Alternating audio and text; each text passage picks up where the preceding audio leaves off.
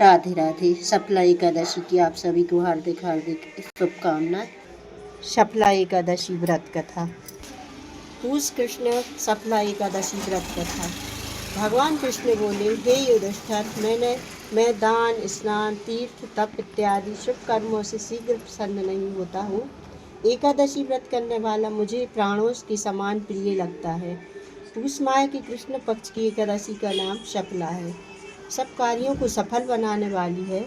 इसमें नारायण जी की पूजा की होती है। ऋतु अनुसार फल, फूल तथा धूप इत्यादि का पूजन करना चाहिए। महात्मा की कथा भी कहता हूँ, प्रेम से सुनो। चंपावती नगरी में महेशमान नाम का राजा राज्य करता था। उसके 4 पुत्र थे। बड़े पुत्र का नाम लुम्पक था। वह बड़ा दुराचारी था। मांस, मदिरा, परस्त्री गमन, वेश्याओं का संग इत्यादि कुकर्मों से संपूर्ण था। पिता ने उसे अपने राज्य से निकाल दिया। वन में एक पीपल का वृक्ष था जो भगवान को भी प्रिय था। सर्व देवताओं का क्रीड़ा स्थल भी वही था। ऐसे पतित पावन वृक्ष के सहारे लुम्पक भी रहने लगा, परंतु फिर भी चाल टेढ़ी की टेढ़ी रही। पिता के राज्य में चोरी करने चला जाता था। पुलिस पकड़कर छोड़ देती थी। एक दिन पूष माह के कृष्ण पक्ष की 10वीं की रात्रि को उसने लूट मार अत्याचार किया और पुलिस ने वस्त्र उतार कर वन को छोड़ दिया। बेचारा पीपल की शरण में आ गया। इधर हेमगिरी पर्वत की पवन भी आ पहुंची। लुम्पक पापी के सब अंगों में गठिया रोग ने प्रवेश किया।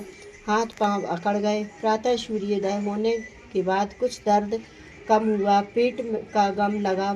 जीवों को मारने में आज असमर्थ था और न वृक्ष पर चढ़ने की शक्ति थी। नीचे गिरे हुए फल बीन लाया और पीपल की जड़ में रखकर कहने लगा, हे प्रभु, वन फलों का आप भी भोग लगाइए। मैं अब भूख हड़ताल करके शरीर को छोड़ दूंगा।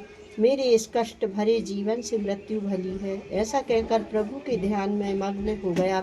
रात्रि भर नींद न आई। भजन कीर्तन प्रार्थना करता रहा। प्रभु ने उन फलों का भोग न लगाया। प्रातःकाल हुआ तो एक दिव्य अश्व आकाश से उतरकर उसके सामने प्रकट हुआ और आकाशवाणी द्वारा नारायण जी कहने लगे, तुमने अनजान से शपला एकादशी का व्रत किया है।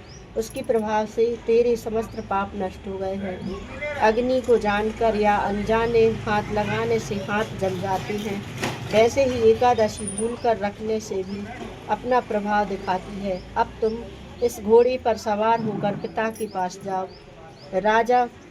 राज मिल जाएगा। शपला एकादशी सर्व कार्य सफल करने वाली है। प्रभु की आज्ञा से लुम्पक के पास आया। पिता उसको राजगद्दी पर बिठाकर आप वन में तप करने चला गया। लुम्पक के राज्य में प्रजा सब एकादशी व्रत विधि किया करती थी। शपला एकादशी के महत्व को सुनने से अश्वमेध यज्ञ का फल मिलता है।